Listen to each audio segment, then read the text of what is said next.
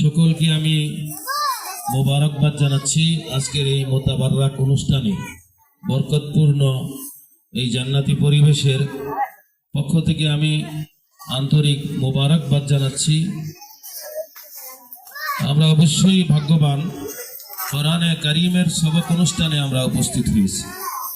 যেমন তেমন না, আল্লাহ পাক যেরকম মহান, তার কালামুল্লাহ শরীফ কোরআনুল কারীম এটাও মহান।